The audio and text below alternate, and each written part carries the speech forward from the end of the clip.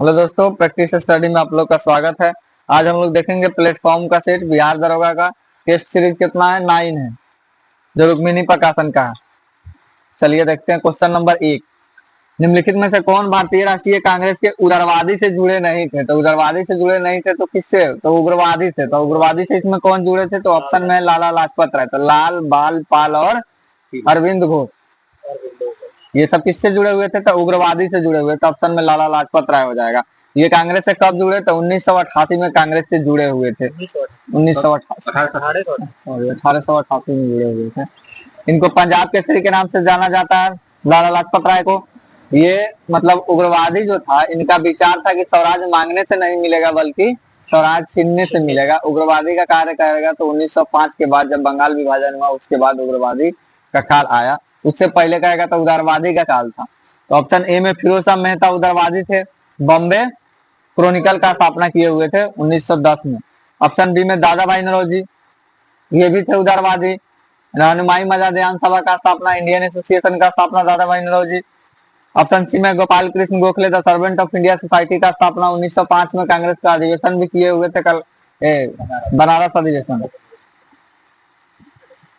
अब आइए अगला 2 नंबर। संविधान के किस अनुच्छेद को राष्ट्रपति को सरकार से सूचना प्राप्त करने का अधिकार प्राप्त है? तो 78 के बी के तहत। तो आर्टिकल 78 में पढ़िएगा कि प्रधानमंत्री, मंत्रिपरिषद और राष्ट्रपति के बीच का कड़ी होता है। तो जो भी सरकार को सूचना प्राप्त करने का अधिकार है तो प्रधानमंत्री के जरिए सूचना प्राप्त कर सकता है। 78 का ए में क्या कहता है? तो 78 के ए में कार्यपालिका के प्रशासन संबंधी जो भी नियम है, प्रशासन संबंधी जो कार्य है उसको ये अवगत करा सकता है प्रधानमंत्री राष्ट्रपति को। फिर ऑप्शन में 75 का 1 है। तो 75 का 1 के तहत राष्ट्रपति पहले प्रधानमंत्री को नियुक्त करेगा, प्रधानमंत्री के सिफारिश को अन्य मंत्रियों को नियुक्त करेगा। ऑप्शन बी में है 75(2). तो 75 के 2 में क्या है? तो कोई भी मंत्रिपरिषद का सदस्य व्यक्तिगत रूप से राष्ट्रपति के प्रति उत्तरदायी होगा और सामूहिक रूप से लोकसभा के प्रति उत्तरदायी होगा, आर्टिकल 75 के 3 के तहत। आगे ये 3 नंबर। सल्तनत काल की 2 प्रमुख मुद्रा का पता निम्नलिखित में से कौन से कीजिए? तो सल्तनत काल में प्रमुख 2 मुद्रा कौन था? तो जीतल था और टंका था। तो तांबा का जीतल था और चांदी का टंका था। ये दोनों मुद्रा कौन चलाया हुआ था? तो इल्तुतमिश चलाए हुए थे। पहली बार शुद्ध अरबी का सिक्का चलाया था दिल्ली सल्तनत में कौन? इल्तुतमिश। ऑप्शन पहले बार में दाम, तो दाम क्या था? तो दाम शेरशाह सूरी ने चलाया हुआ था। तांबा का सिक्का था दाम, जो आपको कितना 380 ग्रेन का था। फिर 4 नंबर में टंका, चांदी का टंका। फिर रुपया है, तो रुपया कौन? चांदी का रुपया था जो शेरशाह सूरी चलाए हुए थे कौन? 178 ग्रेन का था चांदी का रुपया। फिर शेरशाह सूरी के समय में सोना का सिक्का को क्या कहा जाता था? अशरफ। अब आइए अगला। निम्नलिखित में से कौन सी पुस्तक मौलाना अबुल कलाम आजाद द्वारा लिखी गई है? तो कौन सी पुस्तक है? India wings freedom, Abul Kalam Azad, या अल हिलाल, या अल हिलाल कहेगा तो भी अबुल कलाम आजाद। ऑप्शन ए में है वी द पीपल, किसकी पुस्तक है? तो नानी पालकी वाला की पुस्तक है। ऑप्शन बी में है विंग्स ऑफ फायर कर दे, इग्नाइटेड माइंड्स कर दे, सब किसका है? एपीजे अब्दुल कलाम का। ऑप्शन डी में the God of Small Things, Arundhati Roy का। अब आइए 5 नंबर। नीचे दिए गए नदियों के जोड़े में कौन सा दक्षिण भारत की भाग में बहती है नदियां? ऑप्शन ए में कृष्णा दक्षिण भारत में बहती है, महाबलेश्वर की चोटी से निकलती है, लेकिन गंगा जो है ये उत्तरी भारत से निकलती है, तो ये नहीं होगा। ऑप्शन बी में कावेरी है। तो कावेरी कहाँ से निकलती है? कर्नाटक के ब्रह्मगिरी पहाड़ी से निकलती है, बंगाल के खाड़ी में गिरती है।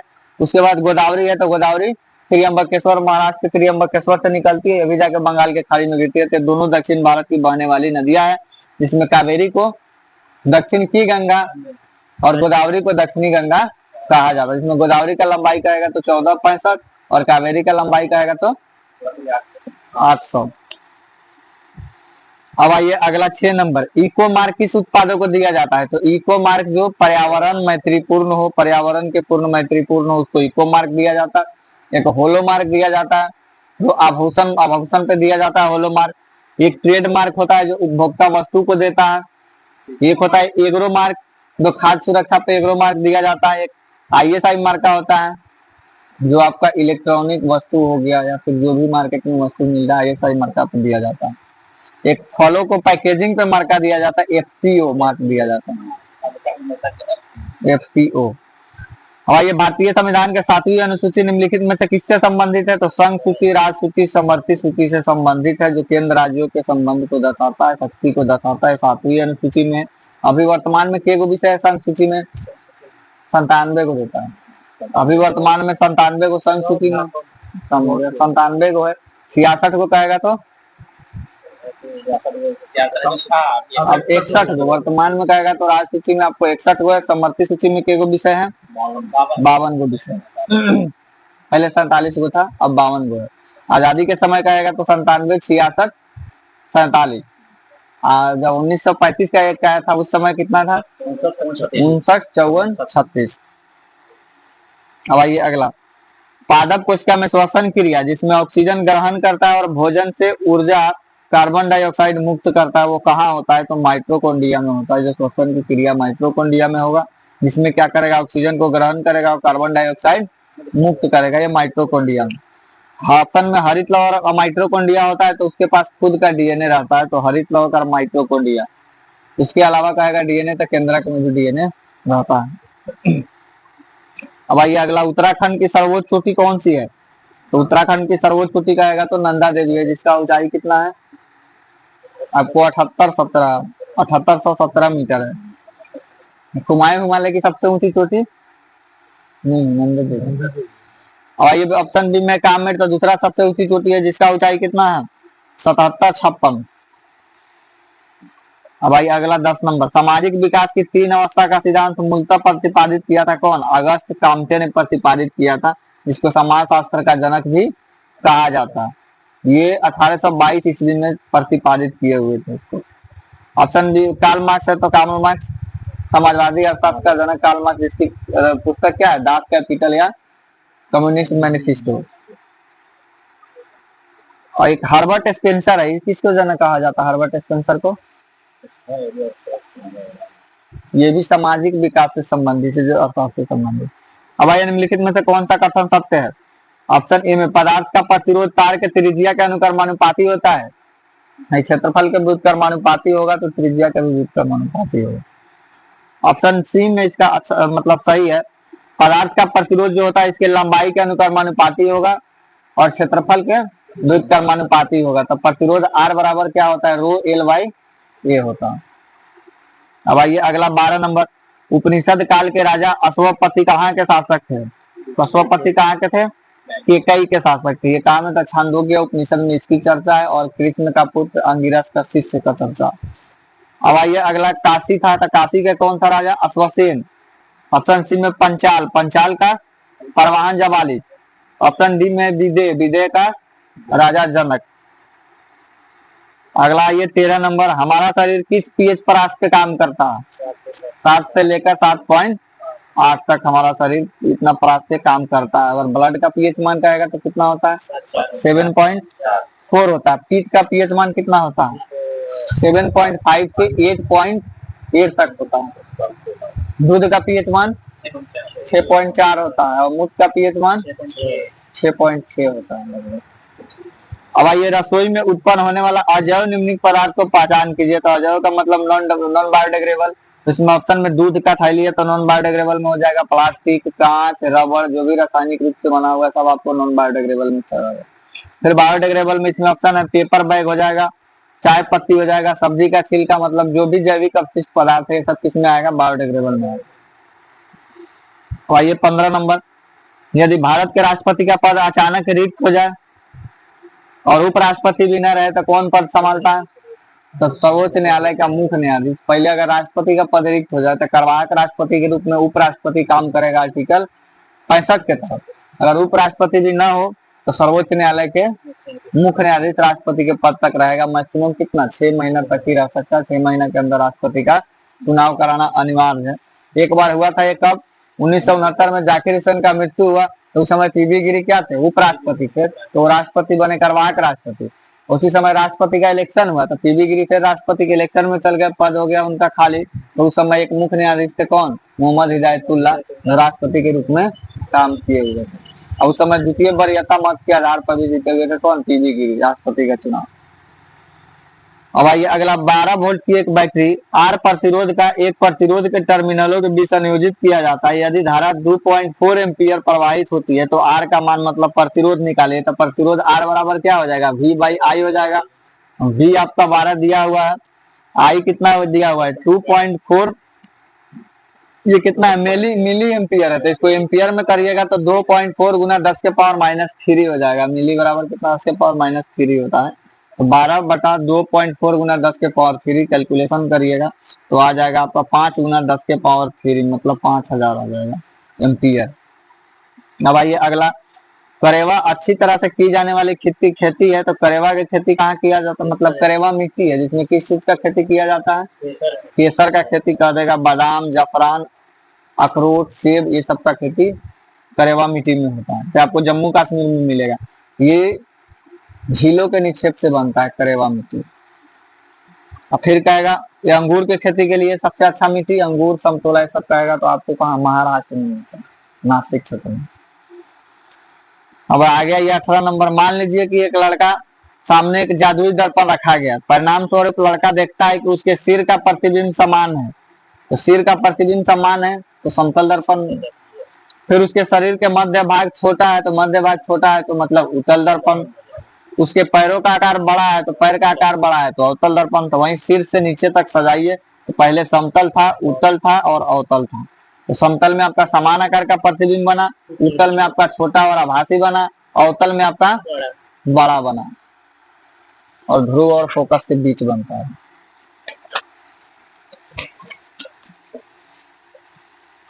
आ गया ये 19 नंबर, निम्नलिखित में से किस रीट का शाब्दिक अर्थ होता है हम आदेश देते हैं, तो परमादेश का रीट का शाब्दिक अर्थ होता है हम आदेश देते हैं, यह अधिकारियों के विरुद्ध जारी होता है।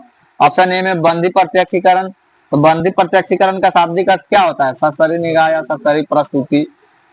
फिर ऑप्शन सी में अधिकार पीछा, अधिकार पीछा का शाब्दिक अर्थ क्या होता है कि आप किस अधिकार से लिए, अधिकार पीछा हो गया। बाकी प्रतिषेध और उत्प्रेषण दो गो है, तो ये आपको न्यायिक रीट है। तो 5 प्रकार का रीट जारी करता है सर्वोच्च न्यायालय आर्टिकल 32 के तहत और उच्च न्यायालय आर्टिकल 226 के तहत।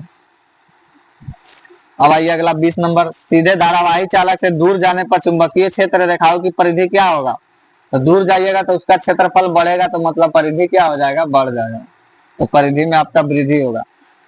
गौड़ी नृत्य एक प्रसिद्ध लोक नृत्य है, किस राज्य का है गौड़ी नृत्य, ये छत्तीसगढ़ का है गौड़ी नृत्य, जो आपको मुड़िया जनजाति मनाता है।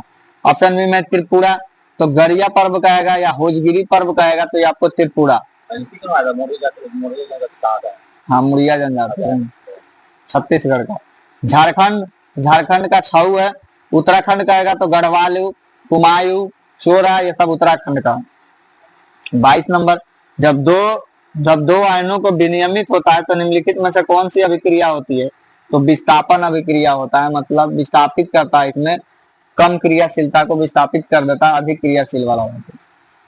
द्विविस्थापन में क्या होता है, दो भिन्न भिन्न परमाणुओं का आदान प्रदान होता है, उसमें तो डबल डिस्प्लेसमेंट होता है। एक होता है संयोजन अभिक्रिया, संयोजन अभिक्रिया में क्या होता है एक उत्पाद बनाता है, वियोजन में एक से अधिक उत्पाद बनाता टूटता है। 23 नंबर, इनमें से कौन सा वो पहले व्यक्ति थे जिन्होंने प्रत्येक पीढ़ी किसी विशेष लक्षण को प्रदर्शित करने वाले पौधे जीवों की गणना के लिए अपने विज्ञान गणितीय को ज्ञान को समर्पित किया था, तो ये कौन थे, जॉन गगर मेंडल थे। तो मेंडल ने दिया हुआ था 3 नियम दिया हुआ था, प्रभावी गुणों का नियम, पृथ्वीकरण का नियम और संतत्व अफवाह का नियम, 3 नियम था इनका। अब आइए अगला 24 नंबर, गंगा और ब्रह्मपुत्रा नदी की सहायक नदी मिलकर भारतीय उपमहाद्वीप में गंगा ब्रह्मपुत्र द्रोणी बेसिन बनाती है, तो इसका कारण क्या है, तो इसके दक्षिण में सुंदरवन डेल्टा है, तो इसके दक्षिण में क्या है, सुंदरवन डेल्टा है, जिससे वह द्रोणी बनाती है। भाई अगला 25 नंबर, निम्नलिखित में से कौन सही कथन का चयन करे, तो पूर्वी घाट की सबसे ऊंची चोटी धूपगढ़ है, नहीं, पूर्वी घाट की सबसे ऊंची चोटी क्या है, जिंदागढ़ है 1690। सतपुड़ा पर्वत की सबसे ऊंची चोटी महेंद्रगिरी है, नहीं, सतपुड़ा की सबसे ऊंची चोटी कौन सा है, धूपगढ़ है। अब ये भारतीय हिमालय की सबसे ऊंची चोटी कहेगा तो पंचचुल्लू है। भारतीय हिमालय की सबसे ऊंची चोटी कौन सा है, कंचनजंगा है, जिसका ऊंचाई 5886, सॉरी 85-98। अब आइए अगला, सतपुड़ा पर्वत की सबसे ऊंची चोटी धूपगढ़ है, ये सही है, जिसका ऊंचाई कितना है 1350 है। जिससे नर्मदा और ताप्ती के बीच में है सतपुड़ा पर्वत। इसका दूसरी सबसे ऊंची चोटी कौन सा? अमरकंटक है ना, जो 1127 मीटर। अब आइए, निम्न में से किससे एशिया का मरीज कहा जाता है? तो कौन से देश को एशिया का मरीज? तो चीन को कहा जाता है। तुर्की ऑप्शन में, तो तुर्की को यूरोप का मरीज कहा जाता है। ऑप्शन बी में इस्तांबुल है, तो कस्तूनिया है। इसका पुराना नाम क्या था? कस्तूनिया था। कस्तूनिया का पतन कब हुआ था? 1453। म्यांमार को स्वर्ण पैगोड़ा के नाम से जाना जाता है।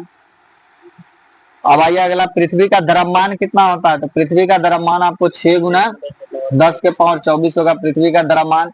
विषुवतीय व्यास कहेगा तो 12,756, और ध्रुवीय व्यास कहेगा तो 12,714। दोनों का अंतर कहेगा तो 42 किलोमीटर का अंतर होता है। पृथ्वी अपने अक्ष पर कहेगा तो 23.5 डिग्री का झुका है, और कक्षीय तल पे 66.5 डिग्री का झुका है। भाई अगला 28 नंबर, विश्व का सबसे बड़ा मैंग्रोव वन निम्नलिखित में से कौन सा है? विश्व का कहेगा तो सुंदरवन आरक्षित क्षेत्र है, जो पूरे विश्व का कितना क्षेत्रफल है? 7% क्षेत्रफल पे घेरा हुआ है सुंदरवन। इसके बाद कहेगा तो सुंदरवन के बाद कौन सा है भारत में? अंडमान निकोबार। और उसके बाद गोदावरी कृष्णा मैंग्रोव क्षेत्र भी है, भीतरकनिका मैंग्रोव क्षेत्र भी है, और पिचम्बरा मैंग्रोव क्षेत्र भी है। अब आइए 29 नंबर है, निम्नलिखित में से किस राज्य में ग्रिजल्ड गिलहरी वन्य जीव अभ्यारण्य है? तो ग्रिजल्ड गिलहरी वन्य जीव अभ्यारण्य कहाँ है? तमिलनाडु में। वेदांतगल की कहाँ है? तमिलनाडु में। सत्यमंगलम कहाँ है? तमिलनाडु में। किरिकिली कहाँ है? तमिलनाडु में है। ऑप्शन बी में केरल, तो केरल में पेरियार पेराम्बिकुलम केरल में है। ऑप्शन सी में महाराष्ट्र, महाराष्ट्र में क्या है? तंसा वन्य जीव अभ्यारण्य महाराष्ट्र में। ऑप्शन डी में है अंडमान निकोबार, तो अंडमान निकोबार में सबसे ज्यादा वन्य जीव अभ्यारण्य आपको अंडमान निकोबार में 96। इसके बाद है महाराष्ट्र में है आपको 48। तो यहाँ बैरन है, लैंडफॉल है, ये सब आपको अंडमान निकोबार। अब आइए अगला 30 नंबर, सामान्यतः ये स्वस्थ वयस्क में ब्रीक की आरंभिक निस्यंदन लगभग कितना लीटर होता है? तो निस्यंदन कितना लीटर होगा? फिल्ट्रेशन 180 लीटर होता है। ये किडनी का इकाई क्या होता है? नेफ्रॉन होता है। जो ये क्षमता है रक्त, ये कौन से भाग में क्षमता है? ग्लोमेरुलस भाग में क्षमता। अब आइए अगला 31 नंबर, एच माइनस का इलेक्ट्रॉनिक विन्यास कितना होता है? तो एच पे माइनस आयन चढ़ा है, मतलब वो क्या ग्रहण किया है? तो ये उसको पहले से था, एक और ग्रहण कर लिया तो 2 हो गया, तो क्या हो जाएगा? इसका इलेक्ट्रॉनिक विन्यास 1s2 हो जाएगा। अकबर के द्वारा बनाए गए उपासना भवन का क्या नाम था? इबादत खाना। इबादत खाना की स्थापना कब किए हुए थे? 1575 में। 78 में सभी धर्मों को बुलाया, जितना भी धर्म के गुरु था सबको बुलाया। 79 में क्या किया? मजहर की घोषणा किया। उसके बाद क्या आएगा? दीन इलाही 1982, फिर इलाही सम्मत चलाया 1583। ऑप्शन में आपको दीवाने खास या दीवाने आम, ये इसका सबसे बड़ा सभागार था। मयूर सिंहासन बनवाया गया तो इसी में लगाया गया था। ऑप्शन डी में बुलंद दरवाजा, तो बुलंद दरवाजा 1571 में गुजरात विजय के उपलक्ष्य में बुलंद दरवाजा का निर्माण कराया गया था। अब आइए 33 नंबर, जल में डूबे हुए कुछ कांच को देखने पर उनका आकार वास्तविक आकार से बड़ा दिखाई देता है। ऐसा इसलिए होता है क्योंकि जल किस रूप में कार्य करता है? उत्तल लेंस की भांति जल कार्य करता है। अगर जल में बुलबुला पूछेगा तो दिखता है आपको उत्तल लेंस की भांति, लेकिन व्यवहार कैसा करेगा? अवतल लेंस व्यवहार करता है, अवतल के भांति दिखता है उत्तल। अब आ गया ये फुटबॉल खेलते समय एक खिलाड़ी का अस्थि भंग हो गया, मतलब फ्रैक्चर हो गया हड्डी, अस्पताल गया, डॉक्टर ने एक्स को लेकर उसके जल में मिला दिया ताकि उसका उपयोग टूटी हुई हड्डी को क्या कर सके? सही स्थिति रखकर सहारा दे सके। वो एक्स पदार्थ का नाम बताइए। तो प्लास्टर ऑफ पेरिस था, CaSO4 हाफ H2O, मतलब कैल्शियम कार्बोनेट हेमीहाइड्रेट, जो जिप्सम को क्या 373 डिग्री सेल्सियस पे गर्म, 373 केल्विन या 100 डिग्री सेल्सियस पे गर्म करिएगा जिप्सम को, तो बन जाता है कैल्शियम कार्बोनेट। भाई अगला, भारत का हर साल राष्ट्रीय गणित दिवस कब मनाया जाएगा? 22 दिसंबर। किसके जन्म दिवस? रामानुजन के जन्म दिवस। भाई ये 36 नंबर, गर्भ निरोधक की कौन सी विधि HIV संक्रमण को रोक सकता है? तो कौन सी विधि रोकता है? केवल रोध विधिया, गर्भ निरोधक की रोध विधिया इसको रोकता है। बाकी कॉपर टी है, ये कंडोम भी है, तो ये आपको गर्भ निरोधक का एकमात्र तरीका है जो क्या करता है? प्रेगनेंसी को रोकता है। अब आ गया ये रिश्वत निवारण के लिए संस्थानम समिति का गठन कब किया था? भ्रष्टाचार को रोकने के लिए संस्थानम समिति का गठन 1962 में हुआ था। रिपोर्ट कब दिए थे ये? 1964 में रिपोर्ट दिए थे। इन्हीं के आधार पे 64 में सीबीसी का गठन स्थापना किया गया था। तो सीबीसी का कार्यकाल कितना होता है? 4 वर्ष होता है। 2003 में इसको संविधिक दर्जा दिया गया था। अब आइए, तुम्हारा अधिकार कर्म पर है, फल की प्राप्ति नहीं पे, फल की प्राप्ति मतलब कर्म करो, फल की इच्छा न करो। ये कहाँ लिखा हुआ है? गीता में लिखा हुआ है। 18 अध्याय है, 700 श्लोक है। ये कृष्ण और अर्जुन के बीच का संवाद है जो गीता कहा जाता है। अष्टाध्यायी कहेगा तो अष्टाध्यायी पाणिनि, महाभाष्य पतंजलि, महाभारत वेद व्यास। अब आइए अगला, कार्बन का इनमें से कौन सा यौगिक अस्तित्व में नहीं है? पहला CH4 मेथेन है, C2H6 आपका एथेन हो गया, फिर CH6 हो गया, ये आपका अस्तित्व में नहीं, इसका नोमेनक्लेचर में है। C6H6 है तो ये क्या है? बेंजीन है। अब अगला मिलाइए 40 नंबर। यमुना कहाँ से निकलती है? यमुनेत्री से निकलती है, जो गंगा की सबसे बड़ी सहायक नदी है। फिर कृष्णा महाबलेश्वर की चोटी से निकलती है, महाराष्ट्र से, जो आपको गिरती है कहा? बंगाल की खाड़ी। अब आइए, गोदावरी नदी है, तो गोदावरी कहाँ से निकलता है? तो महाराष्ट्र के त्रियंबकेश्वर से निकलता है गोदावरी। फिर उसके बाद महानदी है तो आपको छत्तीसगढ़ के सियावा पहाड़ी से निकलती है महानदी। भैया अगला, निम्नलिखित में से कौन सा यौन संचारित विषाणु जनित रोग है? तो यौन संचारित विषाणु जनित रोग कौन सा हो जाएगा? एड्स हो जाएगा। हालांकि इसमें गोनोरिया और सिफिलिस है, ये भी यौन संचारित रोग है जो बैक्टीरिया के माध्यम से होता है। ऑप्शन ए में पीलिया है जो वायरस के माध्यम से होता है। भैया अगला, सुनील चावल के आटा का पेस्ट बनाता है, पेस्ट में आयोडीन के बिलियन के 1 बूंद मिलाता है तो उसको कैसा दिखाई देगा? तो चावल का पेस्ट है तो मतलब उसमें स्टार्च है, स्टार्च क्या कर देता है? तो नीला काला कर देता है। स्टार्च पे आयोडीन दीजिएगा तो कैसा कर देगा? नीला काला। अगला, बिहार पंचायती राज अधिनियम 2006 में 2 ग्राम सभा के बैठक के बीच अधिकतम कितनी निर्धारित की गई है? तो 3 महीने निर्धारित की गई। तो 2 ग्राम सभा का अधिकतम बैठक 3 महीना हो सकता है, मतलब साल में कितने बैठक होगा? 4 बैठक होगा। फिर आपको 1 महीना किसका, 2 महीना किसका होता है? तो ग्राम पंचायतों का बैठक के अधिकतम अवधि 2 माह होता है, तो मतलब साल में अधिकतम उसका कितना बैठक हो सकता है?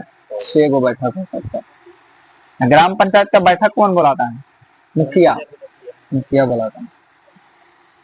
अब आइए, प्रोपेन में कितने द्वितीय बंध है? प्रोपेनल, प्रोपेनल में कितना द्वितीय बंध है? तो 1 द्वितीय बंध है प्रोपेनल। ये कीटोन समूह का संबंधित है प्रोपेनॉल, तो CO हो जाएगा और CH3 इसमें कितना हो जाएगा? 2 हो जाएगा। CO हो जाएगा कीटोन डबल बॉन्ड और उसमें 2 गो हो जाएगा CH3। हाँ, तो उसमें 2 गो CH3 होगा, एक ये बगल एक वो बगल, हो जाएगा प्रोपेनॉल। हाँ, ये मानव शरीर के किस अंग में रुधिर ऑक्सीजन युक्त होता है? तो ऑक्सीजन युक्त रुधिर कहाँ होता है? फेफड़ा में होता है ऑक्सीजन युक्त रुधिर। यहाँ फेफड़ा में शुद्ध करता है और फेफड़ा के द्वारा ही शुद्ध किया जाता है। फुसफुस शिरा के द्वारा ये हृदय में पहुंचाया जाता है। हृदय का मतलब सहयोग से आपको बायां आलिंद में पहुंचाया जाए। तो बायां आलिंद कह दे, बायां निलय कह दे तो आपको क्या? शुद्ध रक्त होता है। दायां आलिंद दायां निलय आपको अशुद्ध रक्त होता है। ये हो गया। फिर आपका कहेगा शिराए कौन वक्त का रक्त का शुद्ध? तो शिराए अशुद्ध करता है और धमनी कहेगा तो शुद्ध कहेगा। और फिर परमाणुरी शिरा लगा देगा तो आपको अशुद्ध हो जाएगा, शुद्ध हो जाएगा। परमाणुरी शिरा लगाएगा तो शुद्ध हो जाएगा, परमाणुरी ध्वनि लगाएगा तो अशुद्ध हो जाएगा, जो इसका अपवाद है। अब आइए 46 नंबर, निम्नलिखित में से कौन सा युग्म सुमेलित नहीं है? तो सांता आना कहाँ चलता है? कैलिफोर्निया में चलता है। फिर आपको खामचिन कहेगा तो खामचिन अरब में नहीं है, मिस्र में चलता है, गर्म पवन है। फिर फोन कहेगा, फोन को ही फोन कहा जाता है, स्विट्जरलैंड ऑस्ट्रिया जर्मनी में चलता है। तो ये भी क्या है? गर्म पवन है। मिस्ट्रल ये फ्रांस में चलता है, ये ठंडा पवन है। भाई अगला, सुमेलित युग्म का कौन सा सही नहीं है? तो क्या है? साल्मोनेला टाइफी से कुछ रोग होता है, टाइफाइड होता है। साल्मोनेला नामक टाइफी से टाइफाइड रोग होगा जीवाणु के कारण। प्लाज्मोडियम से मलेरिया होता है, मादा एनोफ्लिज मच्छर के काटने से मलेरिया होगा। फिर टीनिया सोलिनियम से टीनियसिस रोग होता है। ये पैराथार्मोन से क्या होता है? तो आपको ऑस्टियोपोरोसिस रोग होगा। अब आइए अगला 48 नंबर, एतमाद-उद-दौला का मकबरा आगरा में किसने बनवाया था? तो नूरजहां ने एतमाद-उद-दौला का मकबरा आगरा में बनवाया हुआ था। एतमाद-उद-दौला मतलब गयास बेग के दी गई उपाधि थी एतमाद-उद-दौला, जो कौन दिया था? जहांगीर इसको उपाधि दिया हुआ था। तो इसी के पहले मकबरा में श्वेत मार्बल का प्रयोग हुआ था और चित्रा शैली का प्रयोग आएगा, तो इन्हीं के मकबरा में हुआ था पहली बार। अकबर का मकबरा कहाँ है? सिकंदरा में। फिर आपको जहांगीर का मकबरा लाहौर में, शाहजहां का मकबरा आगरा में है। फिर आपको औरंगजेब का मकबरा औरंगाबाद में। अब बाबर का मकबरा काबुल में। आगरा के आरामबाग में दफनाया गया, फिर उसको काबुल में। भाई 49 नंबर सुमेलित कीजिए। तो सुंदर है आपको सुरेश तेंदुलकर समिति किससे संबंधित है? तो गरीबी रेखा से संबंधित है। उसके बाद नरसिम्हन कमेटी तो बैंकिंग क्षेत्र से संबंधित है। राजा चेलैया समिति तो कर सुधार से संबंधित है। उसके बाद मदन मोहन पुंछी आयोग केंद्र राज्य संबंध से संबंधित। आ गया ये ब्रह्म समाज का सिद्धांत किस पे आधारित था? एकेश्वरवाद सिद्धांत पे आधारित था। मतलब मूर्ति पूजा अवतारवाद का इन्होंने विखंडन किया था। ब्रह्म समाज का स्थापना करेगा था कब? 1828 में राजाराम मोहन राय ने किया। फिर भारतीय ब्रह्म समाज कहेगा था केशव चंद्र सेन। फिर आपको ये आदि ब्रह्म समाज देवेंद्रनाथ टैगोर। भाई अगला निम्नलिखित में से कौन सी संरचना प्रोकैरियोटिक कोशिका में नहीं पाई जाती है? तो प्रोकैरियोटिक कोशिका में आपको केंद्रक झिल्ली नहीं रहेगा। सुविकसित केंद्रक नहीं रहता है तो केंद्रक झिल्ली भी नहीं रहेगा, केंद्रिका भी नहीं रहेगा, माइटोकॉन्ड्रिया भी नहीं रहेगा, डीएनए केवल एकल गुणसूत्र में रहेगा प्रोकैरियोटिक में। जो बैक्टीरिया राइबोसोम तो रहता है प्रोकैरियोटिक में, 17S राइबोसोम रहेगा प्रोकैरियोटिक में, 80S कहेगा तो यूकैरियोटिक में रहता है। उसके बाद कोशिका झिल्ली भी रहता है, कोशिका भित्ति भी रहता है। जैसे आपको जीवाणु का कोशिका भित्ति किसका बना होता है? पेप्टिडग्लाइकोन का बना होता है। ये प्रोकैरियोटिक में कौन सा विभाजन होगा? तो असूत्री कोशिका विभाजन होगा। यूकैरियोटिक में कहेगा तो समसूत्री कोशिका विभाजन होता है। अब आइए अगला, एक पौधा दूसरे पौधा पे उगता है तो क्या कहलाता है? एपीफाइट। एपीफाइट का मतलब एक पौधा दूसरे पौधा पे उगता है। ऑप्शन ए में जलोदविद, मतलब जो जल में पौधा उगता है जलोदविद। ऑप्शन बी में मरोदविद जिसको जेरोफाइट कहा जाता है, जो आपको मरुस्थल में उगता है पौधा। हेलोफाइट जो नमकीन जगह पे नमकीन क्षेत्र में उगता है उसको हेलोफाइट कहा जाता है। एक आपको ट्रोपोफाइट पूछता है, ट्रोपोफाइट उसमें कटिबंधीय क्षेत्र में। हाइग्रोफाइट कहेगा तो दलदली क्षेत्र में। मेसोफाइट कहेगा तो शीतोष्ण कटिबंधीय। अब आइए अगला, निम्नलिखित में से कौन सी दक्षिणी अटलांटिक महासागर का शीतल जलधारा है? तो आपको बेंगुएला के जलधारा दक्षिणी अटलांटिक में पड़ जाएगा। ऑप्शन ए में आपको केनारी जलधारा है। तो उत्तरी अटलांटिक महासागर का आपको कौन सा जलधारा है? केनारी। गर्म है, केनारी भी ठंडी है, लेकिन ये आपको उत्तरी अटलांटिक में पड़ता है। लेब्राडोर भी ठंडा है, फॉकलैंड भी ठंडा है, ये सब आपको अटलांटिक महासागर में। ये अग्लुहास जलधारा कहेगा तो अग्लुहास या मोजाम्बिक, ये हिंद महासागर का गर्म जलधारा है। फिर ऑप्शन डी में है ब्राजील। तो ब्राजील ये कहाँ का है? अटलांटिक महासागर का आपको गर्म जलधारा है। कौन? ब्राजील। ये हिंद महासागर का ठंडी जलधारा है जिसको पश्चिमी ऑस्ट्रेलिया हिंद महासागर का आपको हो जाएगा जलधारा, लेकिन पूर्वी हिंद महासागर का आएगा। हाँ, वो प्रशांत महासागर का है पूर्वी ऑस्ट्रेलिया, और वो गर्म जलधारा। फिर आइए अगला 54 नंबर, निम्नलिखित में से कौन सा पौधा उत्सर्जन का एक उत्पाद नहीं है? तो टेनिंग उत्सर्जन है, गोंद इसका पौधा का उत्सर्जन है, लेटेक्स पौधा का उत्सर्जन है, लेकिन यूरिक एसिड कहेगा तो ये पौधा का नहीं है। किसका है? तो यूरिक एसिड कहेगा तो आपको सरीसृप या पक्षी वर्ग का है, जिसको बोलते हैं क्या? यूरिकोटेली। अब स्तनी वर्ग में क्या होता है?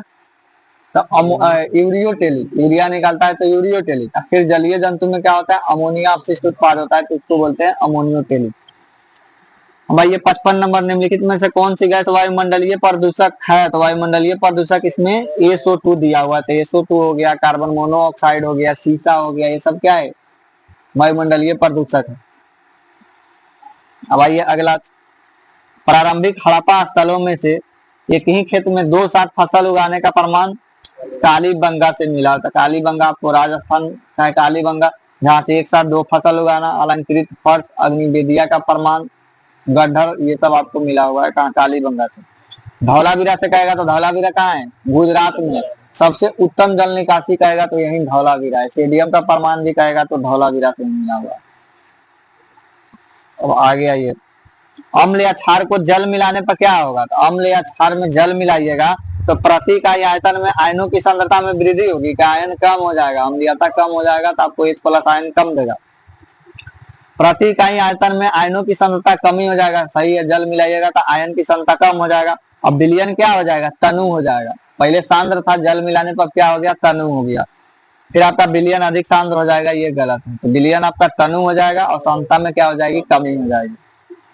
वही अगला, गाजर में विटामिन ए उच्च मात्रा में मौजूद है, तो गाजर खाने से बच्चे में क्या मदद मिलेगी, तो आंख का रोशनी क्या होगा, बेहतर होगा। तो विटामिन ए का रासायनिक नाम क्या होता है, रेटिनॉल, जो आंख को स्वस्थ रखता है।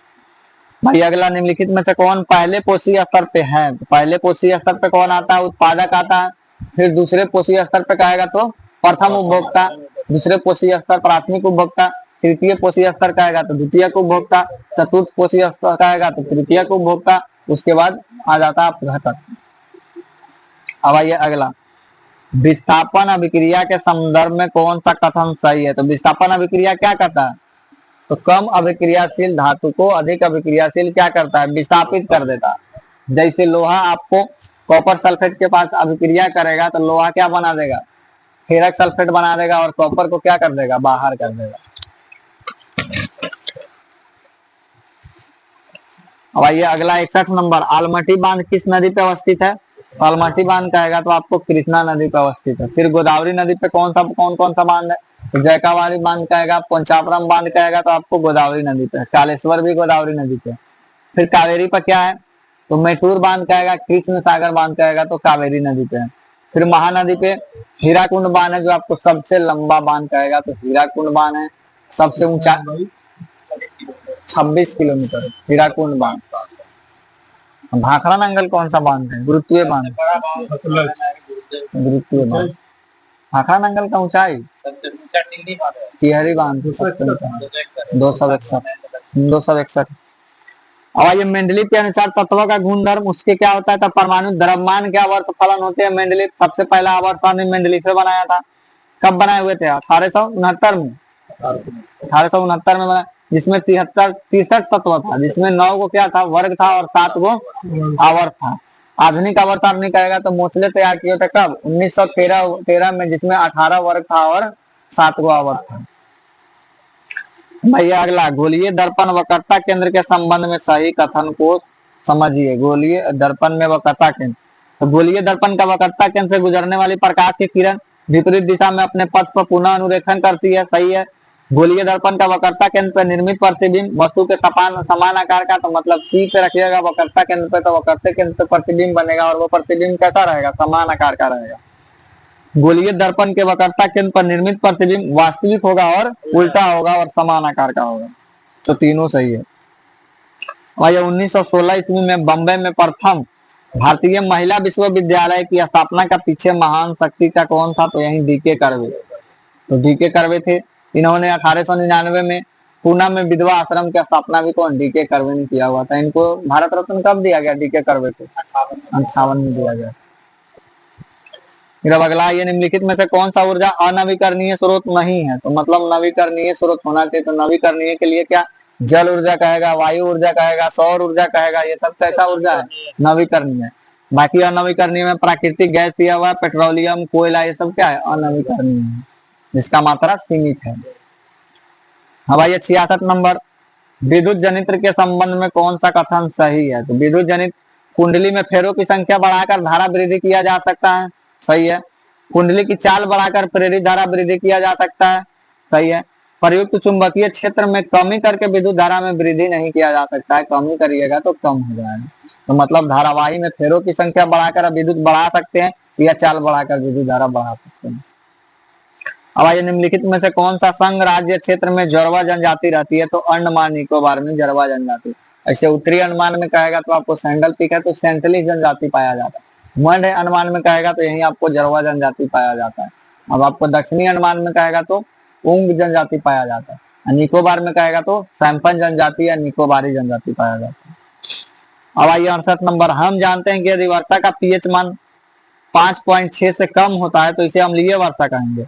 यह अम्लीय जब जल नदियों में बहकर जाता है तो नदी को क्या कर देगा, तो नदी का पीएच मान क्या हो जाएगा, कम कर देगा। तो नदी का पीएच मान कम कर देगा, तो मतलब मछली के लिए भी अनुकूलतम वो नहीं रहेगा। अब आइए अगला, कौन सा असम में स्थित प्रसिद्ध बाघ अभ्यारण्य है, तो प्रसिद्ध बाघ अभ्यारण्य असम में स्थित कौन सा है, काजीरंगा अभ्यारण्य है, जिसका स्थापना कब हुआ था, 1974 में राष्ट्रीय उद्यान को घोषित किया गया था।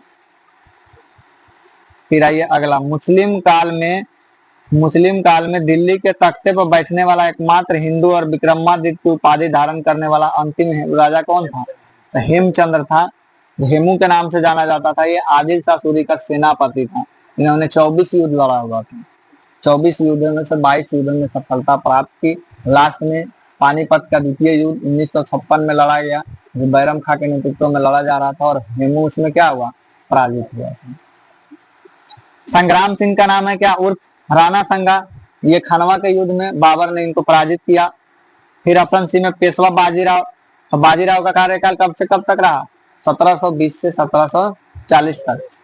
फिर आपको पृथ्वीराज चौहान तराइन के प्रथम युद्ध लड़ा, द्वितीय युद्ध में यह पराजित हुआ।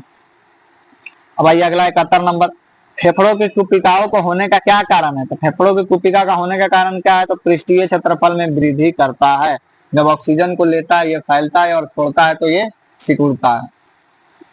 अब आइए अगला 72 नंबर, निम्नलिखित में से क्या गर्भ निरोधक गोलियां के सेवन से हानि क्या होगा? तो हार्मोनल क्या हो जाएगा? हार्मोनल आपका असंतुलन पैदा हो जाएगा, मतलब हार्मोन आपका सही तरह से काम नहीं करेगा। अब आ गया ये व्यापारिक पौने कहाँ से चलती है? तो व्यापारिक पौने आपको कहाँ से कहाँ चलेगा? तो उपोष्ण उच्च वायु दाब से आपको उष्ण कटिबंधीय क्षेत्र की ओर चलता है। तो व्यापारिक पवन है जो आपको 30 डिग्री नॉर्थ या साउथ से लेकर के 0 डिग्री अक्षांश की ओर चलता है, क्योंकि 0 डिग्री अक्षांश पे निम्न वायु दाब होता है और 30 डिग्री पे उच्च वायु दाब। तो उच्च वायु दाब से निम्न वायु दाब की ओर कौन सी चलता है? तो आपको व्यापारिक पवन।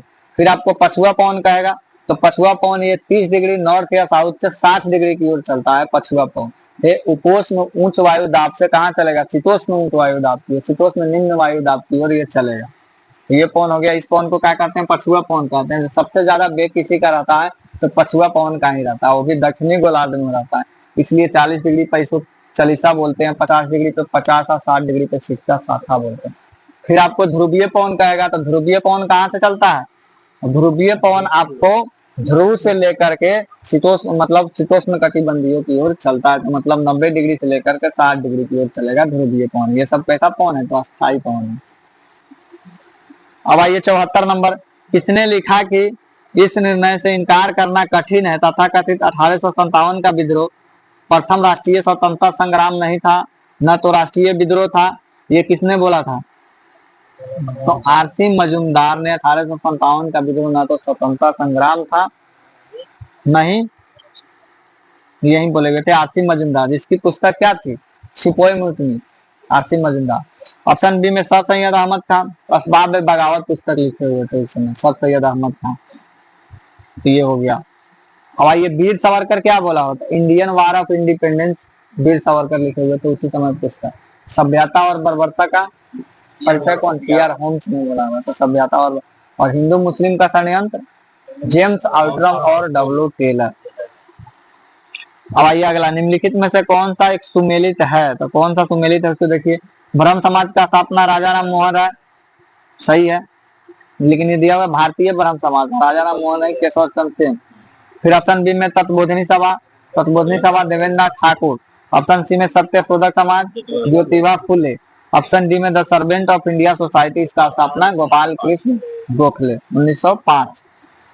अब आइए, निम्नलिखित घटनाओं में से कौन सी घटना कालानुक्रम के तीसरे स्थान पे आता है? तो तीसरे स्थान पर सजाइए। तो पहले स्थान पर चंपारण सत्याग्रह 1917, दूसरा में असहयोग आंदोलन 1 अगस्त 1920, तीसरा में आपको हो जाएगा दांडी मार्च 12 मार्च 1930, और चौथा में हो जाएगा भारत छोड़ो आंदोलन 8 अगस्त 1942।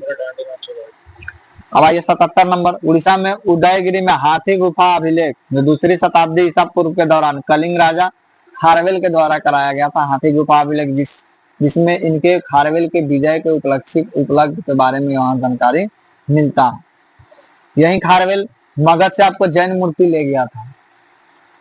अब आइए 78 नंबर, निम्नलिखित में से जीवों के किस समूह में भोजन सामग्री शरीर के बाहर टूट जाती है और अवशोषित हो जाती है? तो आपको ईस्ट, मशरूम, ब्रेड मोल्ड, ये सब कैसा जंतु है? तो आपको सेप्रोफाइटिस पोषण करता है। सेप्रोफाइटिस का मतलब होता है सड़े हुए जीव जंतु के आश्रित रहता है। इसको परजीवी भी कह सकते हैं, बाहरी परजीवी जो अपघटक के रूप में काम करता है।